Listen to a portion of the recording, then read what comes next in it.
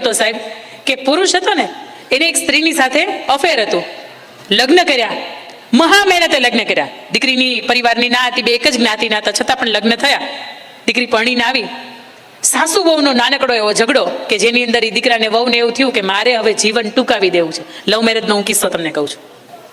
દીકરાની વહુ છે એ ટ્રેનમાં જતી હતી અને ટ્રેનમાં ચાલુ ટ્રેનની અંદર એને ઝંપલાવી દીધું, પણ ઈશ્વરને કરવું ને કે એનું જીવન બચી ગયું.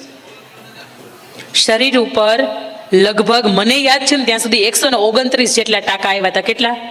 129 ટાંકા. અને શરીરનો નીચેનો ભાગ છે એ ટોટલી ડેમેજ થઈ ગયો. એટલે ડોક્ટરે એને રિકવરી આવવા માટે 4 થી 5 મહિનાનો સમય લાગ્યો. અને ડોક્ટરે એવું કીધું કે હવે એ સ્ત્રી છે ને ક્યારે ગર્ભવતી નહીં થઈ શકે, એ માં નહીં બની શકે. આખા પરિવારે એવું કીધું હતું કે ડિવોર્સ આપી દે. ત્યારે દીકરાએ એવું કીધું હતું કે કઈ વાંધો નહીં, માં નહીં બની શકે ને, કોઈક એવું અમે દત્તક સંતાન લેશું કે જેને અમે જીવન આપી શકીએ, પણ એ માં નહીં બની શકે. આવી એની પોતાની શરીરની તકલીફ થઈ એટલે મારાથી એને હવે ડિવોર્સ અપાય નહીં. એ પાત્ર તમારી સાથે આવી જાય, તમારે એને બનતું હોય અને કોઈ જીવનની એવી કટોકટી આવે કે તમને એમ થાય ઓહો આ ખુશી મને નહીં મળે, પણ છતાં એ પાત્રને હસતા મૂકે સ્વીકારી લેવાનું. મેં કેટલી એવી સ્ત્રીઓને જોઈ છે કે લગ્નના 2 જ મહિનાની અંદર એની કિડની ફેલ થઈ જાય ભાઈની. વડોદરાનો એક કિસ્સો છે. એટલે તરત પરિવારે મેણા મારવાનું શરૂ કર્યું, તું આવીને એટલે જ આ ફેલ થઈ. કે 2 મહિનામાં થઈ જતી હશે? એ તો વર્ષોથી ચાલી આવતી છે ને કિડનીને. આજ સુધીમાં એ દંપતી અલગ રહે છે કારણ કે પરિવારે એને ગાડી મૂક્યા છે. 2400 વખત એને ડાયાલિસિસ કરાવ્યું છે, છતાં એના પત્નીએ એના પતિનો ક્યારે હાથ નથી મૂક્યો. આ કિસ્સો તમને મને એટલું શીખવે છે કે લગ્ન પછી જીવનની અંદર કોઈ પણ જાતની થપાટ લાગે તો નવું પાત્ર આવશે ને એની સાથે સરસ મજાની જિંદગી જાશે. આના કરતા મારું જે પણ પાત્ર છે ને એની સાથે બાકીની જિંદગી વિતાવું ને એમાં ઈશ્વરનો રાજીપો હશે. આ વિચાર જ્યારે હોય ને ત્યારે સગપણ ટકી જતા હોય. આ 5 બાબત એવી હતી કે સગપણ ટકાવવા માટે કઈ બાબત ધ્યાન રાખવી. હવે મારે તમને એ વાત કરવી છે કે જ્યારે દીકરા કે દીકરી તરીકે તમે જોવા જાઓ છો ત્યારે કેવા ક્વેશ્ચન પૂછવા. મારી પાસે ટોટલ 10 ક્વેશ્ચન છે અને આ 10 ની અંદર ટોટલી દીકરો કેટલામાં છે, દીકરી કેટલામાં છે, તમારે જે જોઈએ છે એ પ્રમાણે છે કે નહીં, આ ટોટલી તમને આવી જશે. અત્યારે તો રેકોર્ડિંગ થાય છે, કદાચ તમારા ફોનમાં તો તમે લખી શકતા હોય, તમારી ડાયરી નોટ કરતા હોય તો કરજો. સૌથી પહેલી વાત, એનો સ્વભાવ કેવો છે. બહુ મહત્વની વાત છે. આખો બંગલો હોય એમાં 24 એસી હોય, પણ રાત્રે તમે એની અંદર રૂમમાં એની સાથે સુવાનું થાય ને ત્યારે એસી રિમોટ તમારે પાસે રાખવું પડે. તમે ના પાડજો કે વી પર એસી નહીં થાય, પણ એની પહેલેથી આદત હોય, એનો સ્વભાવ એવો હોય કે હું કહું એ પ્રમાણે જ થાય, અને ત્યારે વધારે તકલીફ થાય. સૌથી પહેલી વાત છે સ્વભાવ કેવો છે ને એનો એ જોવાનું. વાત નંબર 2, એની આદત કેવી છે. ઘરની અંદર તો બહુ સારો દેખાય છે, પણ આ ફૂંકવાનું ને પીવાનું ને આવું બધું નથી ને, આ આદત છે ને એની એ બહુ મહત્વની છે. તમને દેખાય નહીં પણ તમારે ચકાસણી કરવી પડે. વાત નંબર 3, એની ભણતર શું છે અને એની આવડત શું છે. તમને એમ થાય કે એનું ભણેલું ગણેલું છે બહુ સારું, પણ ગમે ત્યારે નોકરી વાળાને રિજેક્ટ આપી દે. એની અંદર કંઈક આવડત તો હોવી જોઈએ ને. અત્યારે સમય છે ને સ્કિલનો સમય છે. અમારા હીરા ઉદ્યોગની અંદર 1 લાખ રૂપિયા કમાતા હતા. કેટલાય પરિવાર એવા હતા, પણ ભાઈને પરાઠા બનાવતા આવડતું હતું ને બેનને પંજાબી શાક બનાવતા આવડતું હતું. 1 લાખ રૂપિયાની નોકરી જ્યારે ધડ કરતી આ મંદિરની અંદર વહી ગઈ ને ત્યારે બેયના સહિયારા પ્રયાસથી અત્યારે 1.5 લાખ રૂપિયા રિંગ રોડ ઉપર બેઠા બેઠા પરાઠા ને એની લારી જે હોય ને એ પણ એની અંદરથી કાઢે છે. 1.5 લાખ રૂપિયા કાઢે છે. ત્યારે એમ થાય કે એની અંદર કંઈક આવડત હતી ને એ બહુ મહત્વની છે. દીકરી ભણેલી હોય પણ એની સાથે એને મહેંદી મૂકતા આવડતી હોય, એને બ્યુટી પાર્લરનું કંઈક આવડતું હોય, એને ભરત ગૂંથણનું આવડતું હોય, તો આવડત છે ને એ બહુ મહત્વની છે. તરત પૂછવાનું કે ભણતર સિવાયની કોઈ બીજી આવડત ખરી. નિશા મધુલિકા, હું આનું હંમેશા ઉદાહરણ આપું છું. 55-58 વર્ષની ઉંમરે પોતે કોટક બેંકમાંથી નિવૃત્ત થયા. ઘરની અંદર ખબર પડી કે આ તો કોઈ આપણે સામું જોતું નથી, એટલે આપણે ઘરમાં વધારાનું પાત્ર હોય ને આવી રીતે કરે છે. પણ પોતાની આવડત હતી રસોઈ બનાવવાની. નિશા મધુલિકા, તમે રેસીપી કદાચ બનાવતા હશો, તમને ખબર હશે. કરોડોની અંદર ફોલોવર્સ છે ને, અત્યારે લાખો બેઠા બેઠા ઘર કમાય છે. કેમ? આવડત હતી કંઈક.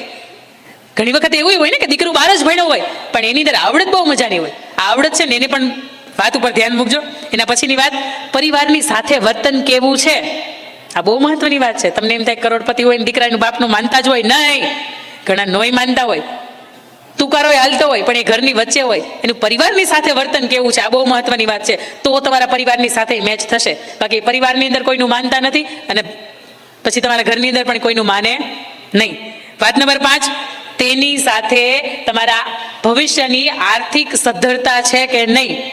મનગમતું પાત્ર ગોતો ને. ઘણી વખત દીકરીએ પોતાનું મનગમતું પાત્ર ગોતું હોય સાહેબ, અને બાપ એમાં ના પાડતો હોય. એ ઠેકાણું મને કોઈ પણ સંજોગોમાં નહીં ચાલે. એનું કારણ એ હોય કે બાપને ખબર છે કે મારી દીકરી કેવી રીતે રહી છે. એને દૂધ માંગ્યું હોય ને તો મેં દૂધ કોલ્ડ ડ્રિંક્સ આપ્યું હોય, ને એને પાણી માંગ્યું હોય ને તો મેં દૂધ આપ્યું હોય. આવી રીતે એને હચવાણી છે. અને ત્યાં કાંઈ નથી, માત્ર ચહેરો જારો છે, નથી ભણતર, નથી કુટુંબ, નથી ખાનદાન, નથી કોઈ ભવિષ્યની કોઈ સુરક્ષા. અને આ બધાની વચ્ચે જ્યારે મારી દીકરી કોઈ આ આકર્ષણના સમયની અંદર ઈ પગલું ભરી જશે ને તો અઘરું પડશે. મારે તમને એ કહેવું છે કે 20 રૂપિયાની તાવડી લેવા જાવ ને તોય તમે આમ ટકટક કરો. હા કે ના? પાકેલી છે કે નહીં? તમે 400 રૂપિયાનો 500 રૂપિયાનો ગોળો લેવા જાવ ને તોય તમે ટકટક કરો. હા કે ના? પાક્યો છે કે નહીં? મારી ખાસ કરીને અહીંયા બેઠેલી દીકરીઓ છે ને એને કેવું છે કે જ્યારે ભવિષ્ય આ આખું છે ને કોકને સોંપવાનું હોય ને ત્યારે એને તેમાં આમ ટકટક કરો, આ પાકેલો છે કે નહીં, એની સાથે મારી ભવિષ્યની કોઈ પણ જાતની સુરક્ષા છે કે નહીં. આ પાત્રને હું મારા પપ્પાની સામે લઈને જઈશ ને એવું કહીશ કે કદાચ આ પાત્ર મને ગમી ગયું છે ને મારે લગ્ન આની હારે કરવા છે, સગપણ આની હારે કરવા છે, વેવિચાર આની હારે કરવા છે, મારા પપ્પા મને ના ન પાડે ને આવું પાત્ર ગોતજો, કદાચ જો જાતે ગોતો તો. પણ આટલા મોટા સરસ મજાના સગપણ સંમેલન છે, મને એટલી ખબર છે કે તમારે જેવું જોતું હોય ને એવું આ મંચ ઉપરથી તમને પાત્ર મળી જ જાય. એટલે આ કદાચ ઘટના ન બને, પણ બને છતાંય એની સાથે ભવિષ્યની આર્થિક સદ્ધરતા કેટલી છે આ વાતને ધ્યાનમાં આપજો. એના પછીની વાત તમને મારે કરવી છે કે પરિવારની જીવનશૈલી અને એનો ધર્મ સંપ્રદાયની સાથે કોઈ જોડાણ છે કે નહીં. ઘણી વખત એવું થાય કે અમે અહીંયા પાક્કા વૈષ્ણવ હતા ને આ પાક્કા સ્વામિનારાયણ છે, બે ભેગું થાય નહીં. એટલે તમારો જે ધર્મ હોય, તમારો જે સંપ્રદાય હોય, તમારી જેવી જીવનશૈલી હોય ને આવું જીવનશૈલી વાળું ઘર કે એવું પાત્ર પસંદ કરજો. આપણે કોઈથી બંગલામાં રહ્યા જ ન હોય અને પછી જ્યારે તમે બંગલામાં જાઓ ને તમને એમ થાય કોઈક મને પૂરી દીધા છે ને આવું લાગે છે. કારણ કે આપણે ગામડાની અંદર છૂટથી મોજથી રહ્યા હોય. આપણું જેવું ઘર હોય ને સામેનું તમે એવું ઘર ગોતો ને તો મજા આવે, પણ તમારું ઘર 10માં હોય અને સામેનું ઘર 100માં હોય, ત્યાં 90નું ભેગું કરવું ને એમાં 90 વર્ષ સમય નીકળી જતો હોય. એના પછીની વાત, ખાનદાન કેવું છે અને મા બાપની ઇજ્જત સમાજની વચ્ચે કેટલી છે. આ બહુ મહત્વની વાત છે કે એની હાથ પેઢીની અંદર કોઈક એવું તો નથી ને કે બારવટીયો હોય, એની હાથ પેઢીમાં કોઈક એવું તો નથી ને કે જેને કોકના દિવાળા ફૂંક્યા હોય. મા બાપની સમાજની અંદર કિંમત કેટલી છે. મેં અહીંયા જ્યારે પણ સગપણના માટેના દીકરાઓ કે દીકરીઓ આવતા હતા ને ત્યારે મંચના મહેમાનો હતા ને એ આવતા હતા, એ બહુ પ્રાઉડલી કહેતા હતા કે આ એનો દીકરો છે. ઘણી વખત તમને એમ થાય કે મેં કદાચ ગમે એટલું મેળવી લીધું, ગમે એટલી ડિગ્રી મેળવી લીધી, પણ મા બાપની ઇજ્જત સમાજની વચ્ચે નહીં હોય તો યાદ રાખજો સગપણમાં બહુ કેવડાવશે, નહીં થાય. તમે 1 લાખના હોય પણ ઘણી વખત એવું બનતું હોય કે આપણા પેઢીમાંથી કોઈ એવું કામ કોકનું થઈ ગયું હોય, કોકની હત્યા કરી નાખી હોય, તમને એમ થાય કે દીકરાનું કંઈ થાય એમ. મેં તો ત્યારે 50-55 વર્ષના પુરુષો એવાય જોયા હોય કે રેપ કેસની અંદર આવતા હોય, તમને એમ થાય કે દીકરાનું સગપણ થઈ જાય એમ ન થાય. કારણ કે ખાનદાનની અંદર તો કંઈક હોવું જોઈએ, મા બાપની ઇજ્જત તો સમાજની વચ્ચે કંઈક હોવી જોઈએ. એના પછીની વાત, એ ભૂતકાળની તમે જ્યારે પહેલી કે બીજી મિટિંગમાં મળો ને એટલે કદાચ તમારે એવું પૂછી લેવાનું કે તમે ભણતા હતા કે તમે ભણતા હતા, તું ભણતી હતી ત્યારે તમારે કોઈની સાથે ફ્રેન્ડશિપ કે કોઈની સાથે અફેર ખરું.